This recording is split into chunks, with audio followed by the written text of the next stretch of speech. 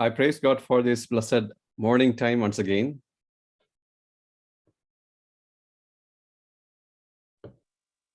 इस सुबह का समय के लिए मैं प्रभु को धन्यवाद देता हूं। As dear brother Dasrath has been telling, our Heavenly Lifestyle class is now going to the 11th chapter. जैसे कि भाई दशरथ कह रहे हैं कि हमारी जो अध्ययन का सत्र 11 सत्र हो चुका है। I hope by next class we can end this subject for a few weeks.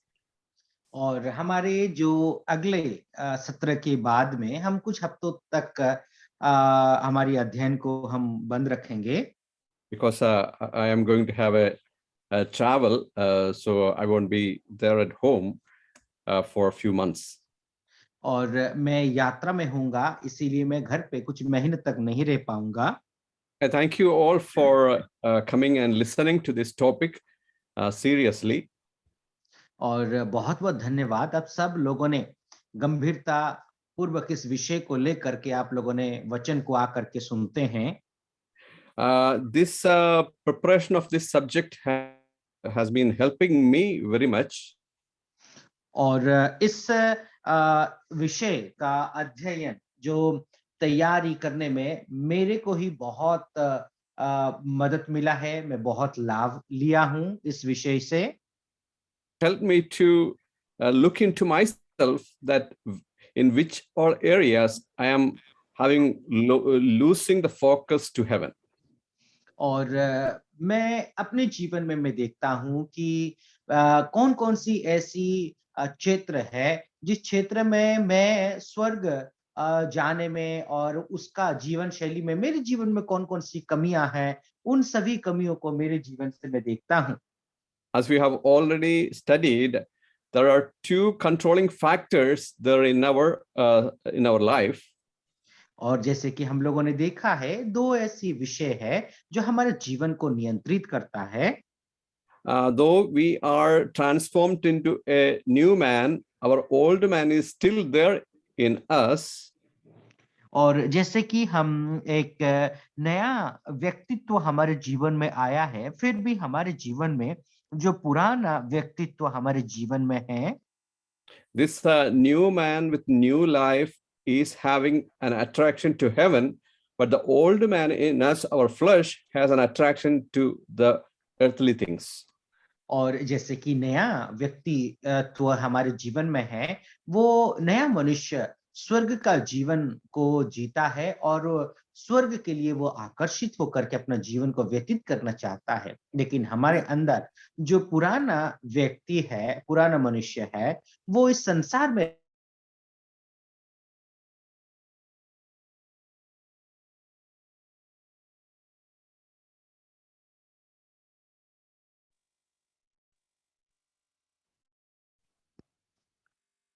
पुराना व्यक्तित्व है, वो इस संसार में आकर्षित होकर के रहता है। Yeah, so if the more you feed your old man with the lust of flesh or the pride of life, if you are feeding with those things, you are always having a look into the earth or the world and the worldly system. और यदि आप जो सांसारिक मनुष्य है उसको ही आप खिलाएंगे पिलाएंगे और संसार के प्रति यदि आकर्षित होकर के रहेंगे, तो वो पुराना मनुष्य वास्तव में यदि देखा जाए तो संसार के प्रति ही उसका अभिलाषा और आकांक्षा बना रहेगा। But the more you feed your new man with the spiritual things and the relationship with God and the power of the Holy Spirit, you will enjoy the life of heaven even when you are on the earth. और यदि आप आपका जो जीवन है नया जीवन पाया है, उस मनुष्य को यदि आप आत्मिकता के साथ परमेश्वर का वचन के साथ खिलाए पिलाएंगे, तो वो नया मनुष्य दिन ब दिन परमेश्वर के साथ नाता रख करके आत्मिक जीवन में बढ़ता चला जाएगा। When we have been going through this 10 or 11 topics related to the heavenly lifestyle, और जब हम 10 जो हमारी जो सत्र थी उस विषय को हम जब देख रहे थे, जो स्वर्गीय जीवन शैली के विषय में, Many of you might have been thinking about yourself, am I really connected to heaven? और बहुत सारे लोग आप में से सोचते होंगे कि क्या मैं स्वर्ग से मेरा नाता जुड़ा हुआ है कि नहीं। At the same time, you might be thinking that why there is no smooth connections happen in between. और आप ऐसे सोचते होंगे कि क्यों एक आसान सा और सरल सा जो है रिश्ता हमारा क्यों नहीं जुड़ा है। Today, when I opened my Zoom network, there was a network problem in between. और जब मैंने मेरा जूम नेटवर्क मैंने आज खोला था, उस वक्त जो है जूम में थोड़ा सा उसका नेट कनेक्शन में कुछ समस्या थी। I felt it is going very slow, so I thought I won't be able to display my PowerPoint slides.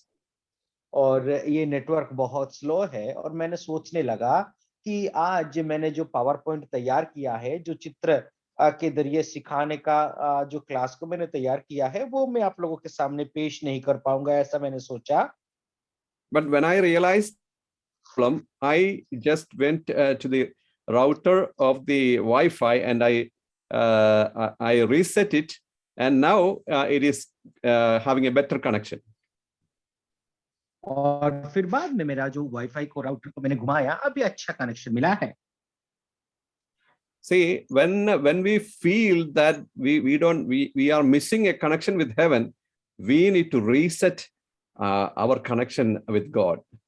और जब हमें ऐसा लगता है कि जो कनेक्शन टूटा हुआ है, तो फिर से परमेश्वर के साथ हमें उस रिश्ता को जोड़ने की जरूरत है। So all these classes were just to prepare us to get connected again to the heavenly things. और जितने सारे हम जो हमारी सत्र चली है, क्लासेस चला है, ये सब कुछ फिर से परमेश्वर के साथ एक और बार रिश्ता जुड़ने के लिए ये क्लासेस हमने आज तक अध्ययन किया है। But if your inner man is not having an attraction to the heavenly things, all these classes were just spending some time with all others. और यदि आपका रिश्ता, आपका जो नाता परमेश्वर के साथ अभी तक यदि सही तरीके से जुड़ा नहीं है, तो जितने सारे क्लासेस हमने लिया है वो सब कुछ व्यर्थ ही है। Today, I would like to bring into your attention another aspect of heavenly lifestyle.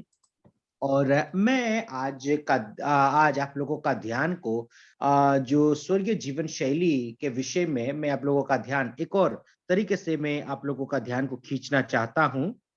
That is about our treasure in heaven. और वो जो सत्र है, हमारा जो धन स्वर्ग में है।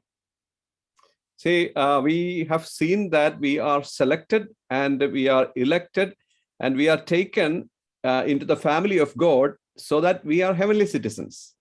और जैसे कि हम लोगों ने देखा है कि हम जो है चुने हुए हैं और परमेश्वर के द्वारा छाटे हुए हैं और जो है स्वर्ग के लिए हम सब के सब चुने गए हैं।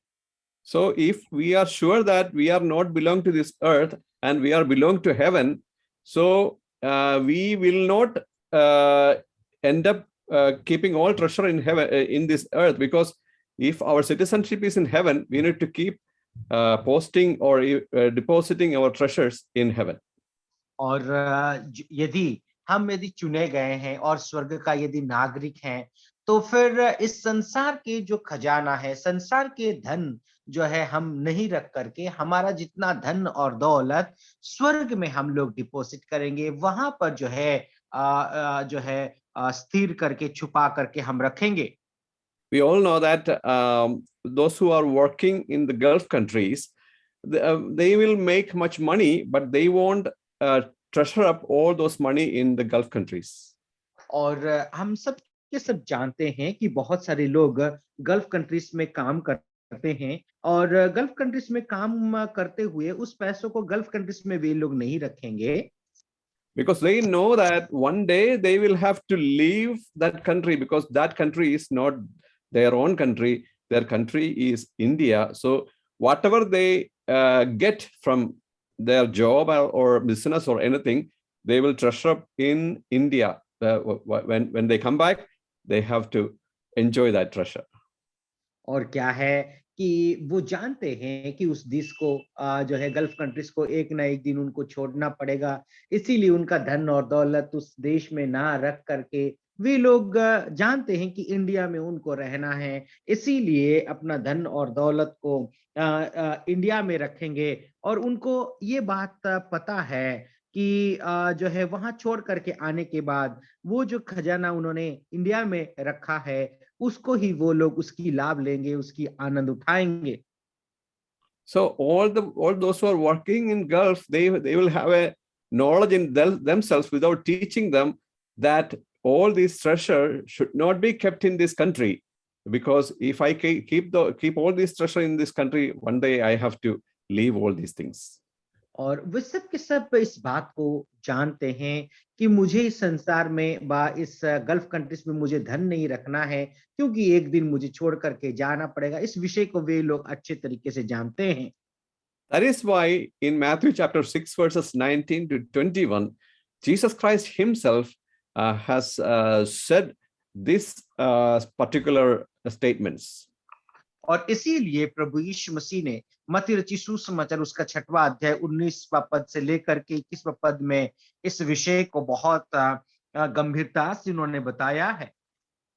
Can you read that in Hindi? या मत्ती रचित सुसमाचार उसका 6वां अध्याय 19 पद से लेकर के 21 पद तक हम लोग पढ़ेंगे। अपने लिए पृथ्वी पर धन इकट्ठा ना करो, जहां कीड़ा और काई बिगाड़ते हैं और जहां चोर सेध लगाते और चुराते हैं, परंतु अपने लिए स्वर्ग में धन इकट्ठा करो, जहां न तो कीड़ा और न काई बिगाड़ते हैं और जहां चोर सेध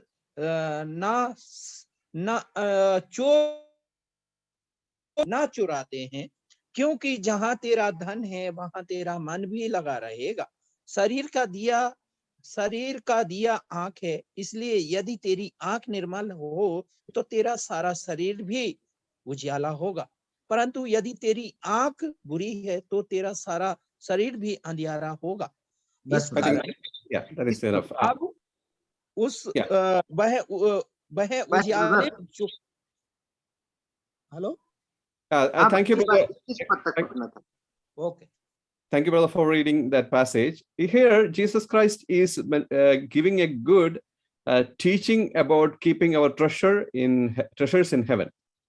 और यहाँ पर प्रभु यीशु मसीह बहुत अच्छा एक उदाहरण देते हैं कि हमारा जो धन है हमारा जो खजाना है वो स्वर्ग में कैसे हम लोग रख सकते हैं। To the heavenly citizens, he is teaching and exhorting that do not store up yourself treasure on earth. और जो स्वर्ग का नागरिकों को प्रभु यीशु मसीह कहते हैं कि संसार में आपका खजाना को मत रखना, अपना धन को मत रखना। It is kind of a command, not an option.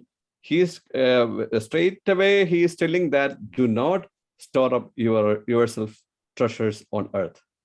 और ये एक आज्ञा है, कोई ऐसा चुनने की विषय नहीं है। प्रभु यीशु मसीह आज्ञा देते हैं कि तुम्हारा धन को इस धरती पर इकट्ठा ना करना। See, it is very important if we are having a real mind that I am a citizen of heaven, I should have to send treasures in heaven so that it will last forever. और क्या है कि यदि मन है तो फिर आप लोग क्या करेंगे, वो जो धन आप एकत्रित करेंगे जहां पर कि वो धन सर्वदा के लिए बना रहेगा। Here Jesus Christ is giving a reason that where moths and vermin destroy and where thieves break and steal. यहाँ पर प्रभु यीशु मसीह एक उदाहरण देते हैं जहां पर कि जो है कीड़ा जो है खाते हैं, ना काई बिगाड़ते हैं और चोर जो है सेंध लगा करके चुराते हैं। That means whatever you store up on earth, it will lose when we leave from this world. और यहाँ पर हम इस विषय को देखते हैं कि जो कुछ तुम धन एकत्रित करते हो, वो सब कुछ आप लोग इस संसार में यदि एकत्रित करोगे तो वो सब कुछ आप खो बैठोगे। In the previous classes, we have heard about the Emperor Alexander. और हमारे जो पिछले सत्र था, उस समय अलेक्जेंडर जो दिग्विजय अलेक्जेंडर के विषय में हम लोगों ने सुना था। He said when after his death, his both hands were should be out of his coffin to explain that he treasured everything, or he conquered all the countries, but now I am leaving empty-handed.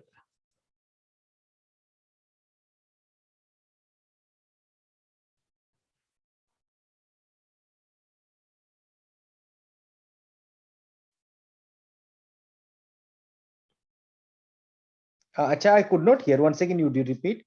Some Okay. network is there. Yes. Yeah, okay.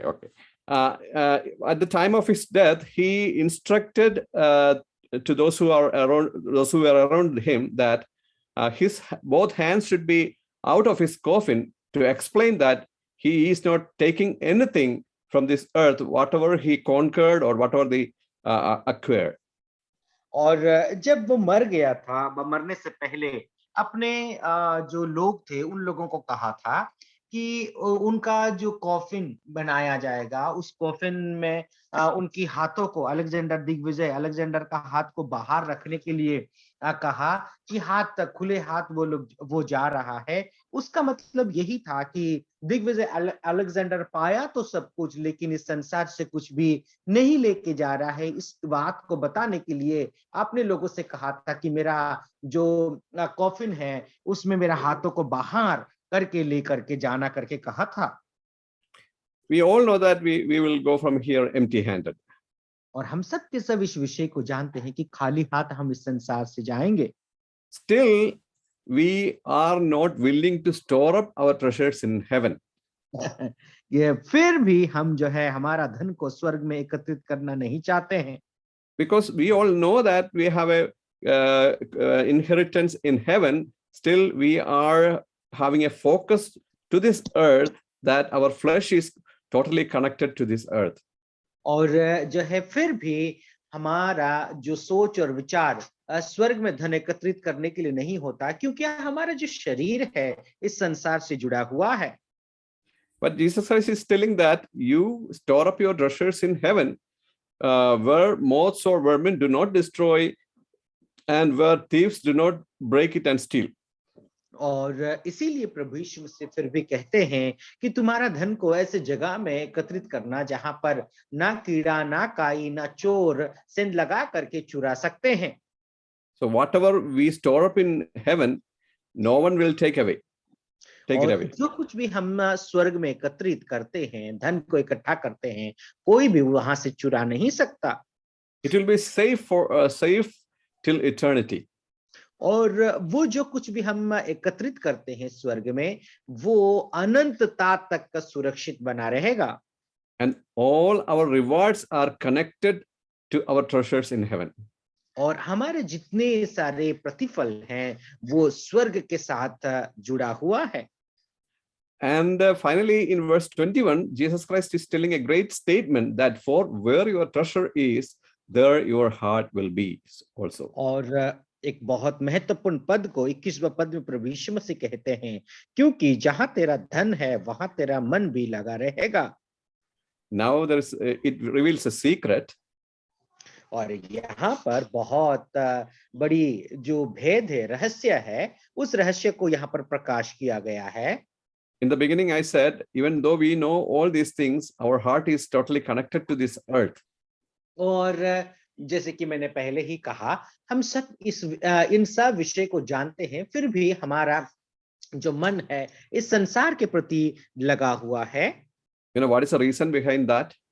और उसका कारण क्या है?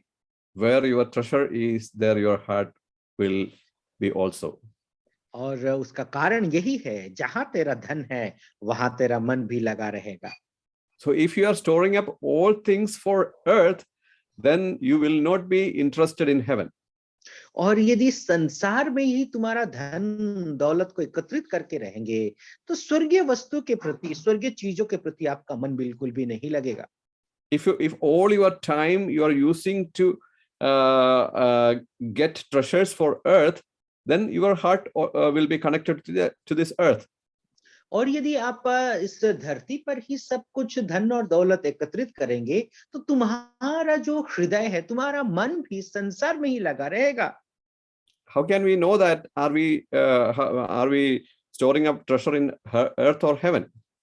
और हम कैसे जानते हैं कि कैसे जानेंगे कि हमारा धन इस धरती पर एकत्रित करते हैं या फिर स्वर्ग में? When we consider about our resources like time, money, or our physical effort, all these things, when we are calculating, we can know that are we using all these things for the earthly matters or for heavenly matters. और जब हम अपना समय है, अपना धन है और अपना जो शारीरिक जो सेवाएं हैं व कार्य हैं, उन सब कुछ को हम यदि देखेंगे तो हमें समझ में आएगा कि हम स्वर्ग के लिए धन एकत्रित कर रहे हैं या फिर संसार के लिए। It's very important for a believer to think about where my treasure is. और एक विश्वासी के लिए बहुत एक महत्वपूर्ण विषय है और गंभीरता से उसको सोचना चाहिए कि मेरा धन मैं कहां पर एकत्रित करता हूं। Another matter, Jesus Christ is telling about the faithfulness regarding the money. और एक और विषय है, प्रभु यीशु मसीह कहते हैं कि पैसा को लेकर के, धन को लेकर के कितना विश्वस्त हैं, उस विषय को प्रभु यीशु मसीह बताते हैं। In Luke chapter 16 verse 11, Jesus Christ is telling like this. लूका रचित सुसमाचार उसका 16 अध्याय 11 पद में प्रभु यीशु मसीह इस तरीके से कहते हैं। It says, if you are untrustworthy or if you are unfaithful about worldly wealth, who will trust you with the true rich of heaven? और 10वां पद में हम पढ़ते हैं, जो थोड़े से थोड़े में सच्चा है वो बहुत में भी सच्चा है, और थोड़े से थोड़े में अधर्मी है वो बहुत में भी अधर्मी है। इसीलिए जब तुम अधर्म के धन में सच्चे ना ठहरो तो सच्चा तुम्हें कौन सौंपेगा? See, if you are not faithful in the earthly wealth, that means if you are not connecting that with God and the heavenly matters, and if you are using all your wealth for your own pleasures, then who will trust you with the true riches of heaven? और यदि आप इस सांसारिक धन और दौलत के प्रति यदि आप विश्वस्त और सच्चे नहीं ठहरोगे तो जो स्वर्ग के धन है, उन धन के लिए आपको कौन उस कार्य को आपके हाथों में सौंपेगा? Most of the time the wealth comes to our hand, we will think that this money I need to use this for my house or my car or the education of my children. All those things are good because the basic things are to be met that Bible also is expecting from a believer.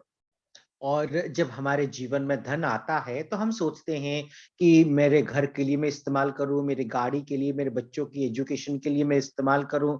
ये सब विषय बहुत अच्छी बात है कि परमेश्वर का वचन भी ये कहता है कि हम इन सब हमारी जो रोज भरी जरूरतें हैं उसके लिए हम उन धन को इस्तेमाल करें।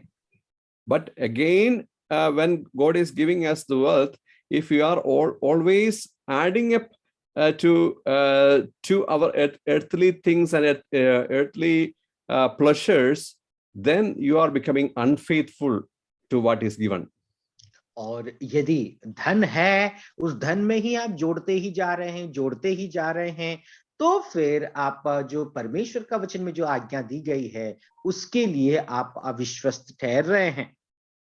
In the first century church, they were practicing equality between them.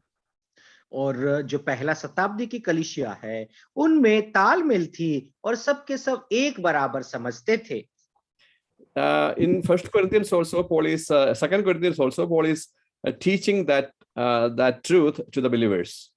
और दूसरा कोरिन्थियों में प्रेरित पौलुस भी इस विषय को विश्वासियों को शिक्षा देते हैं।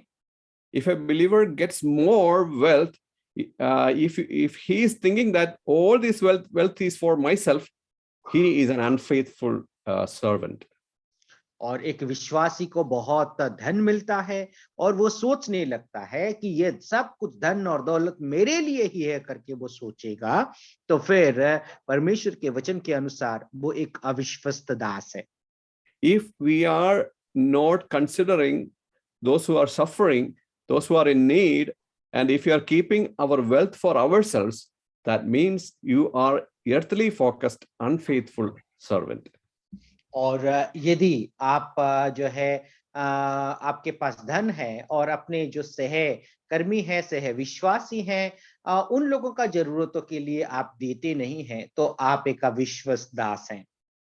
If we are faithful in little things, you will be faithful in large ones also. और यदि आप छोटे से छोटे विषय में यदि सच्चे और विश्वस्त हैं, तो बहुत बड़े विषय के लिए, बहुत बड़ी जो धन के लिए भी आपको सौंपा जाएगा, उसमें भी आप विश्वस्त ठहरेंगे। A heavenly citizen is totally concerned and want to be faithful in all the resources were given to him or her. और एक जो स्वर्ग के नागरिक हैं, जितने सारे उसको जो धन या दौलत या सहूलियत उसको दी जाती है, सब चीजों में वो विश्वस्त पाया जाएगा। My time, my money, or my opportunities, everything is given. Not it is not I am acquiring that, but it is given by God. So I have to be faithful in all the resources I am being given. और मेरा जो समय है, मेरा जो पैसा है, मेरे को जो बहुत सारे ऐसे सहूलियत मिलती है, ये सब कुछ मुझे इसीलिए दिया गया है क्योंकि मैं परमेश्वर के सामने विश्वस्त हूँ, और वही सब चीजें जो है मेरे लिए ही नहीं बल्कि परमेश्वर के लिए इस्तेमाल करने के लिए दिया गया है। In the book of Hebrews chapter 11, we see about the heroes of faith. और इब्रानियों का 11 अध्याय में हम जो विश्वास के नायकों को विषय में हम लोग देखते हैं। And in 23 verses 23 to 26, we see about Moses. और 11 अध्याय का उसका 23 पद से लेकर के 26 पद तक हम लोग अच्छा, once again you repeat 23 to 26 we see about Moses. और 23 से 23 पद से 26 पद तक हम मूसा के विषय में देखते हैं। Moses also was considered as a hero of faith. और मूसा को भी जो है एक विश्वास के नायक के रूप में बताया गया है। How did God consider his faith that is in action?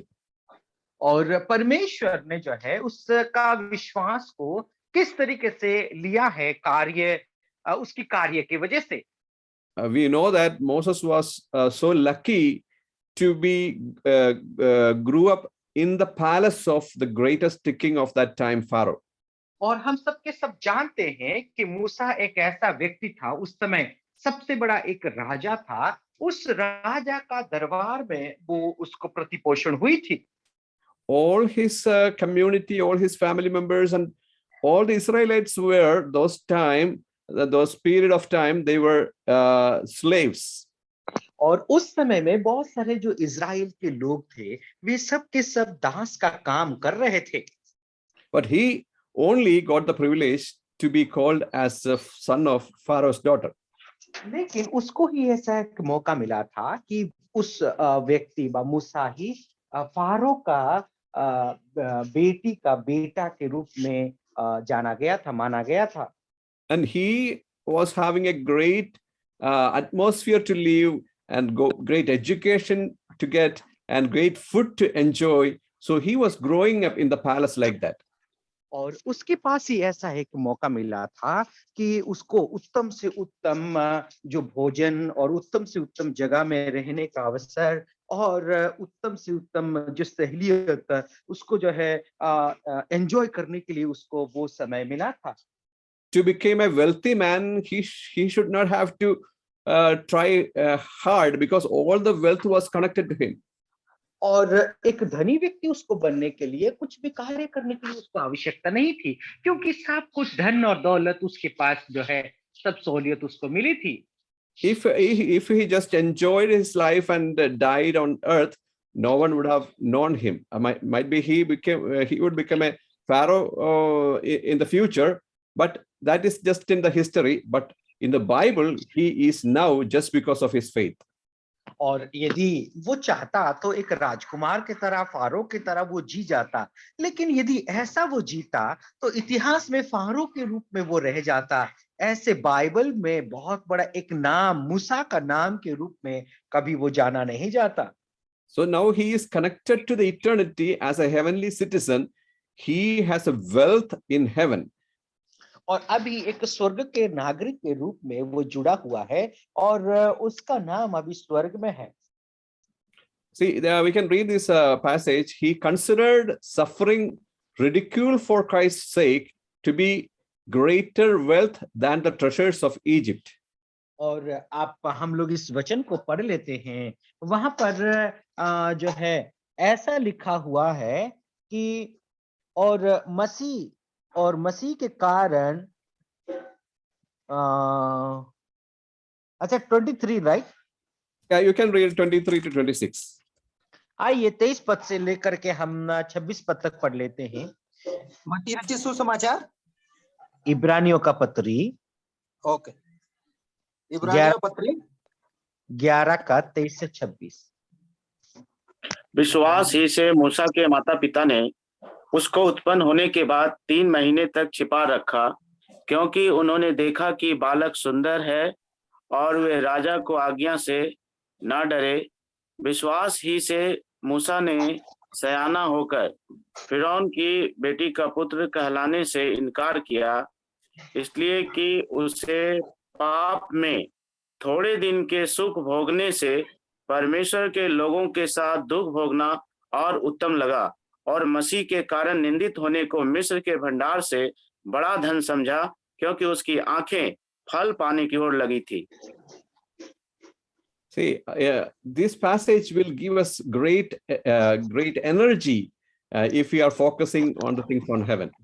और ये जो अध्याय है हमको बहुत ही प्रोत्साहन देने वाली अध्याय है।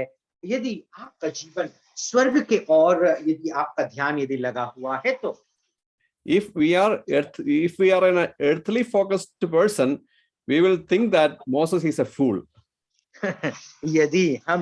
यदि संसार के प्रति हमारा ध्यान यदि लगा हुआ है तो हम लोग सोचने लगेंगे मूसा तो एक मूर्ख व्यक्ति है।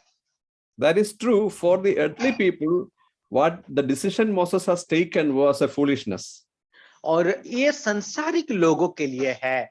मूसा ने जो निर्णय लिया है, जो तय किया है, ये मूसा मूर्खता का कार्य करता है करके संसार के लोग ये ऐसा सोच सकते हैं।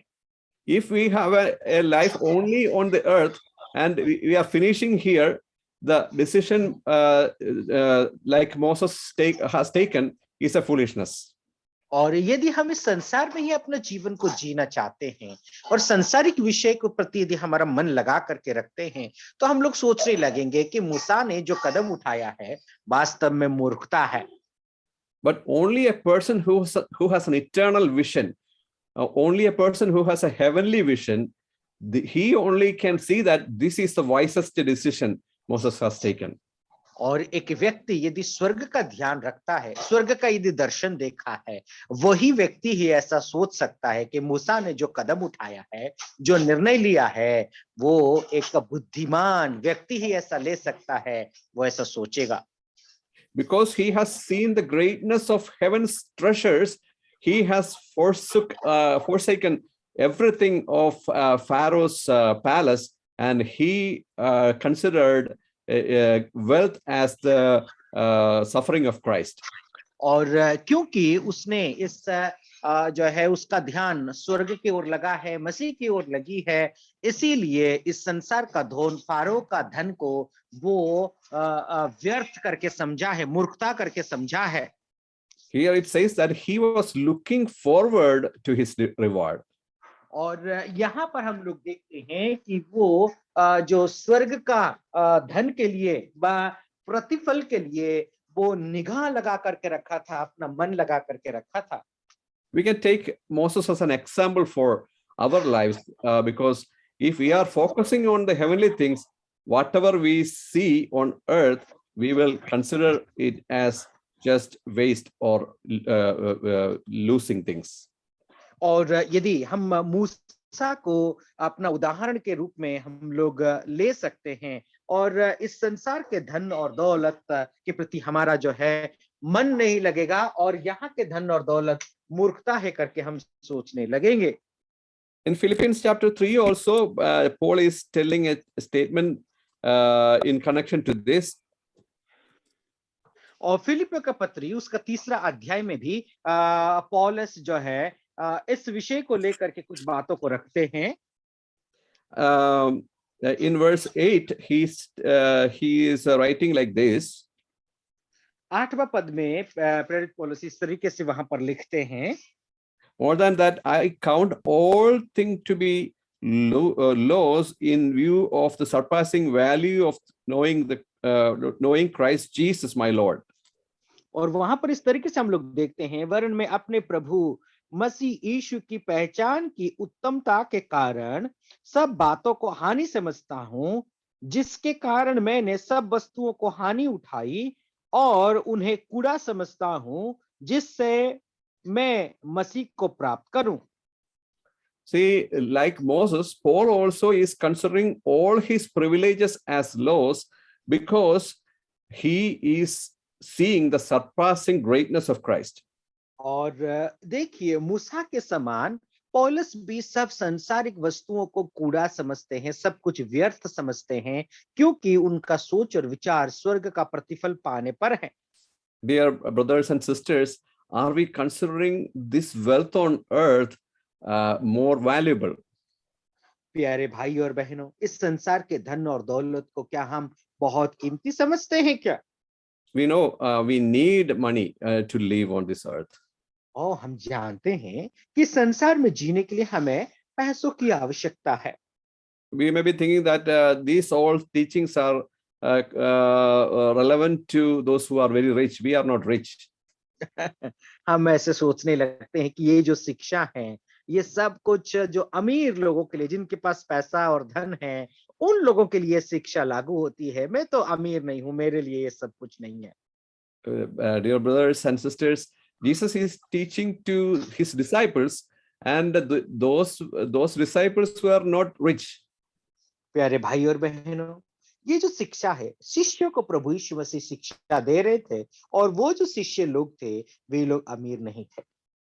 And only very few people were rich those days.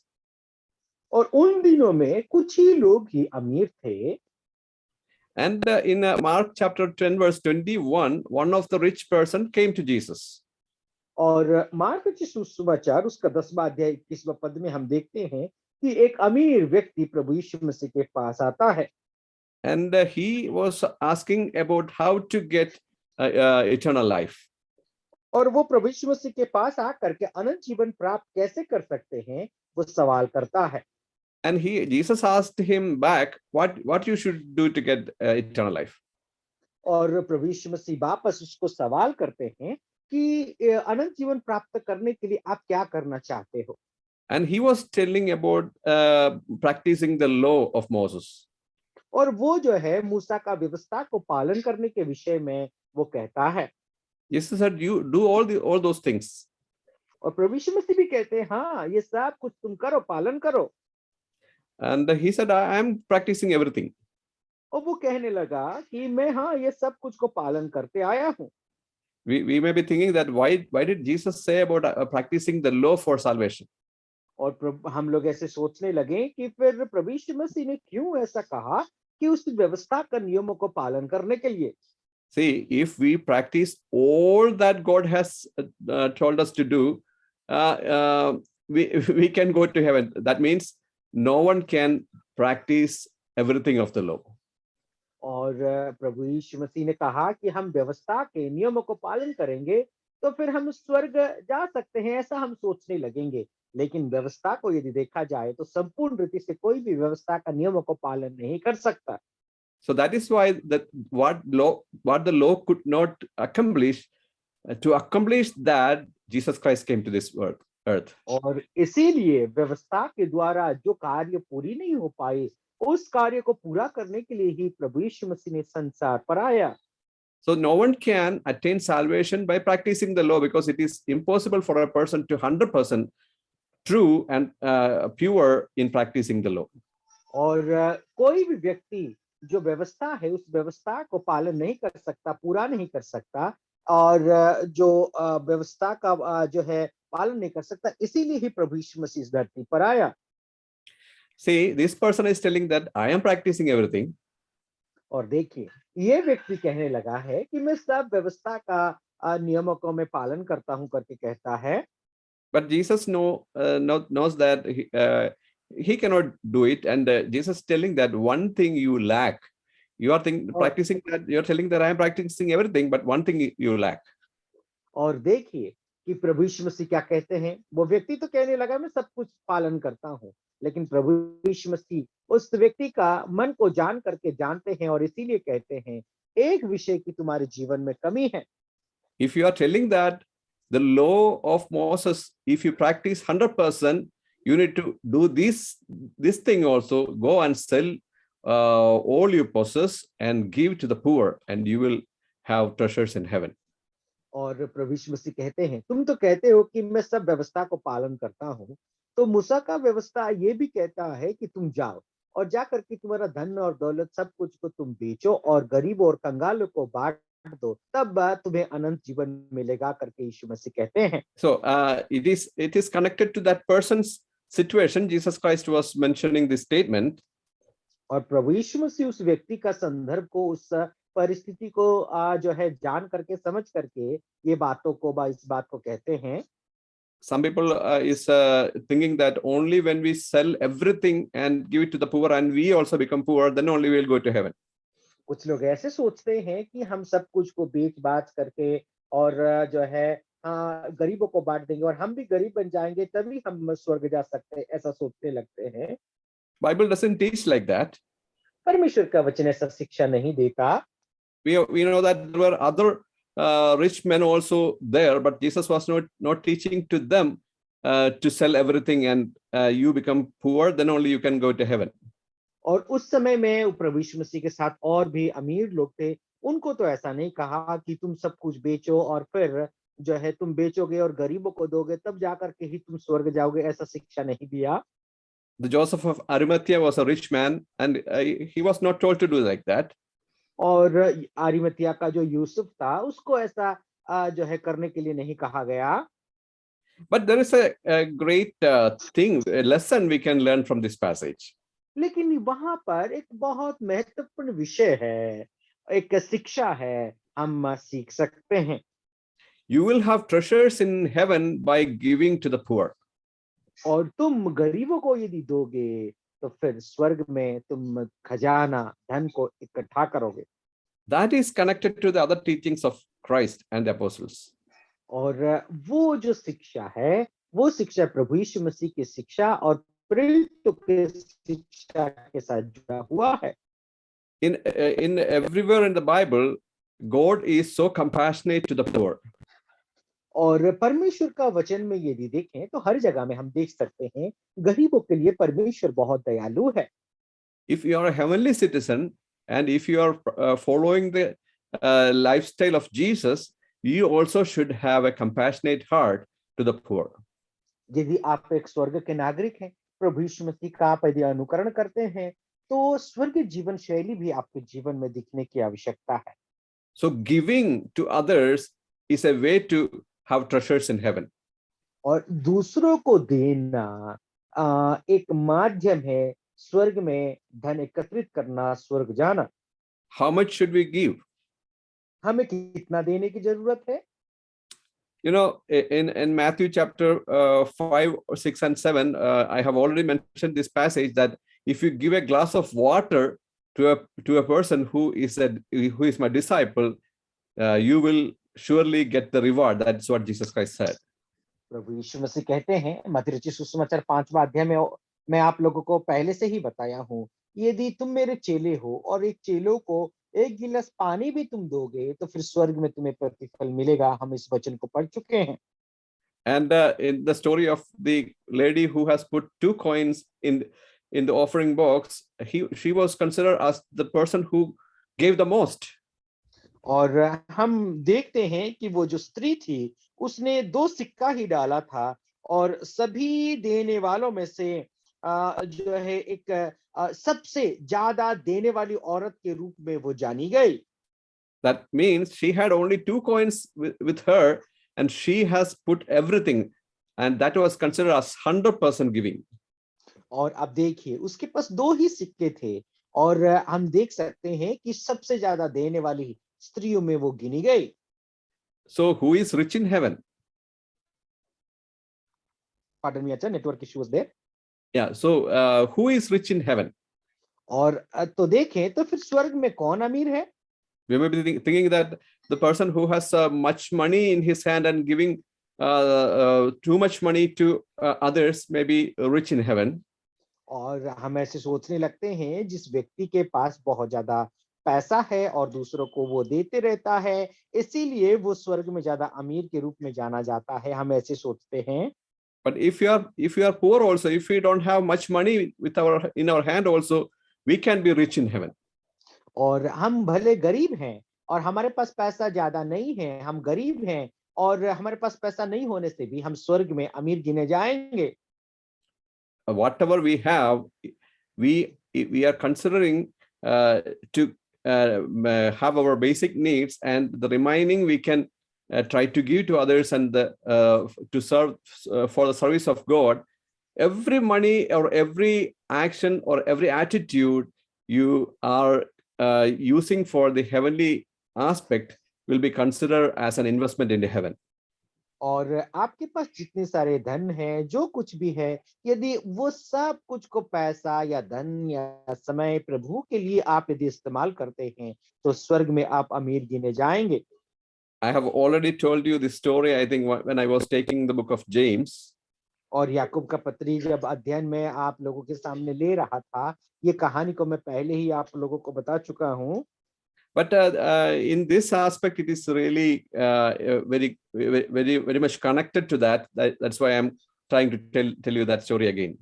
और ये जो विषय है, इस विषय के साथ वो कहानी बहुत मिलता जुलता है, इसीलिए उस कहानी को फिर से मैं आप लोगों के सामने रखना चाहता हूँ।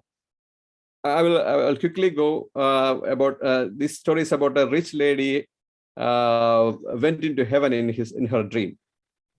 और मैं बहुत जल्द इस कहानी को बताना चाहता हूँ। एक अमीर औरत वो अपने स्वप्न में स्वर्ग गई।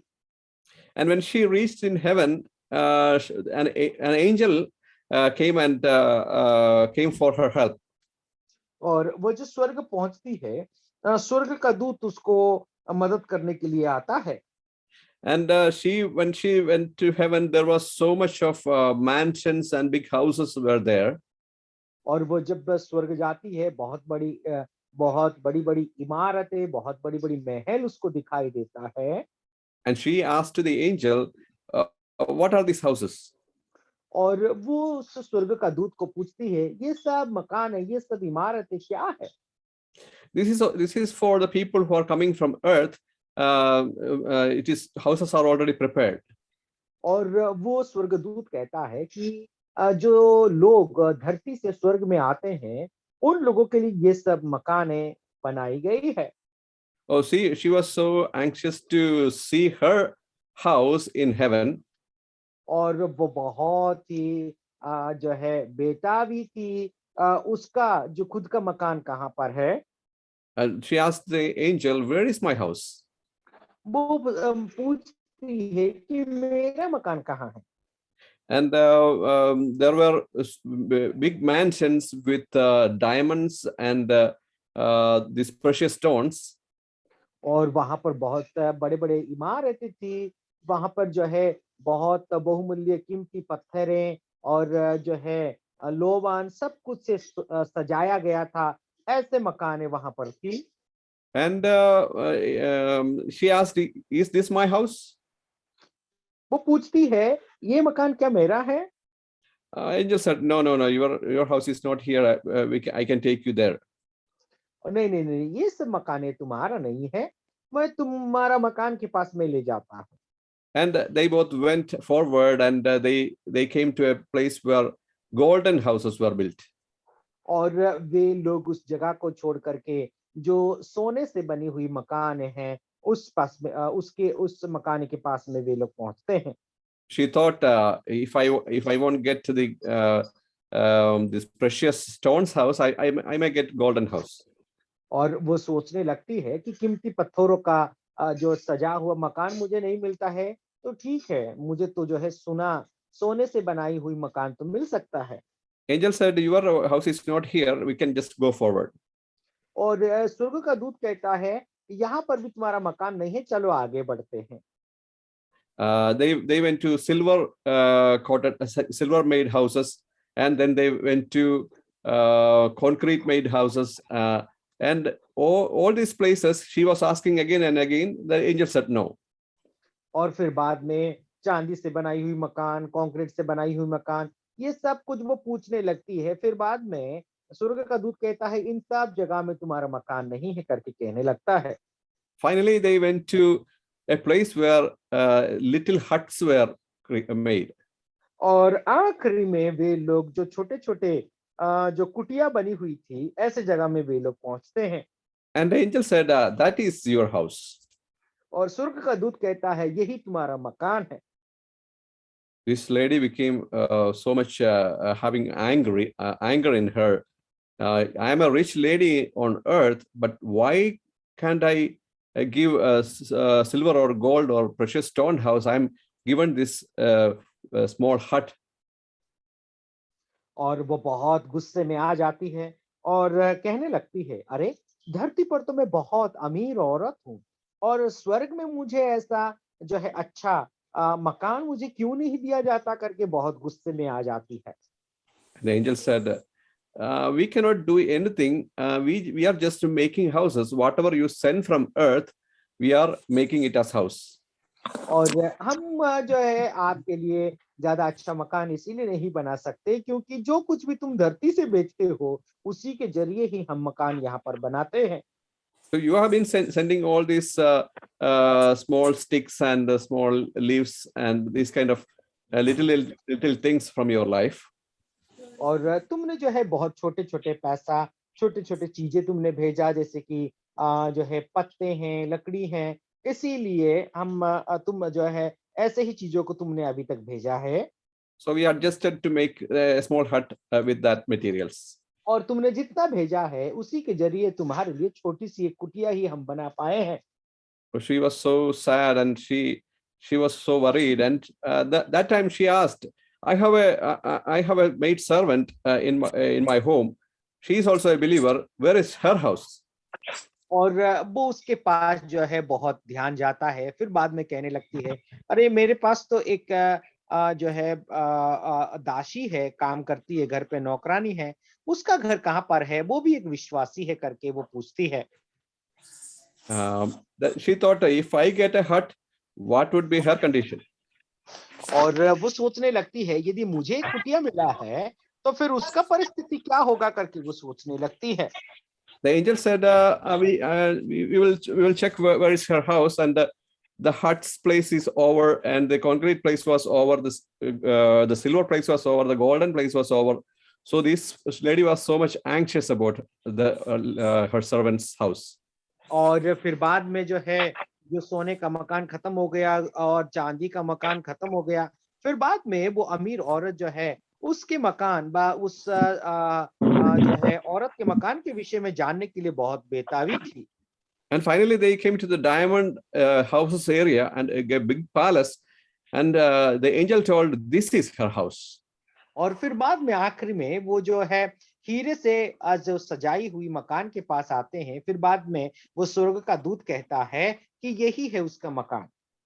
So she was so angry.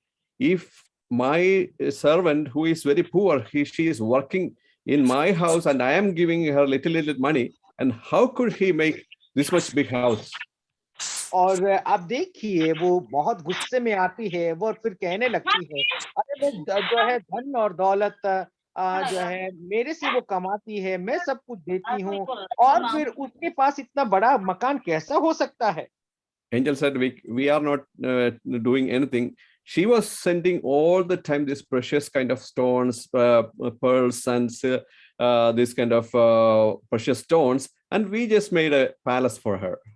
और आप देखिए फिर बाद में वो स्वर्गदूत जो है कहता है कि वो हमारे लिए सब कुछ वो भेजती रहती है, वो जो है कीमती पत्थर है, सब कुछ वो भेजती रहती है, इसीलिए उसके लिए हम इस तरीके का मकान उसके लिए हम बना पाए हैं।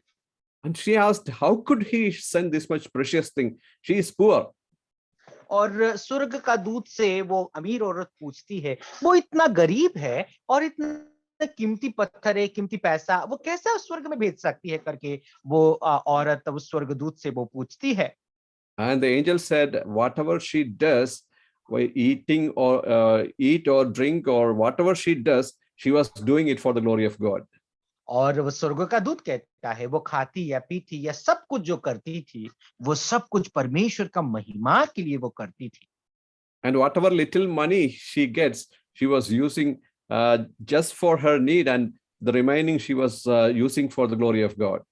और जो कुछ भी उसको मिलता था वो सब पैसा को परमेश्वर का महिमा के लिए वो इस्तेमाल करती थी। See, a poor lady, but she was so rich in heaven. और आप देखिए वो गरीब औरत है फिर भी स्वर्ग में कितना अमीर है।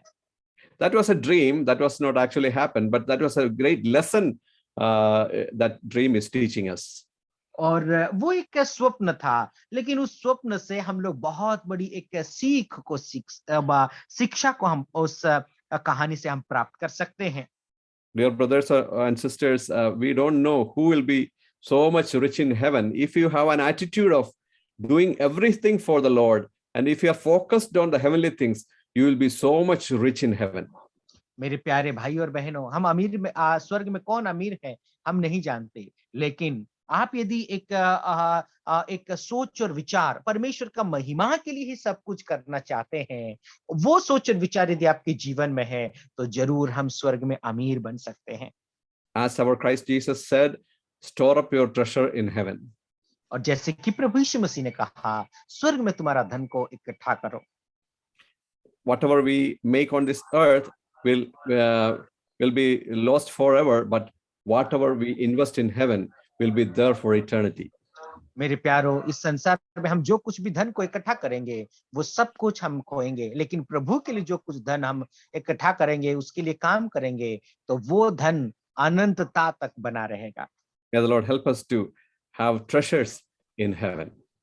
परमेश्वर हम सबको मदद करें कि हमारे धन स्वर्ग में इकट्ठा हो। May his name be glorified.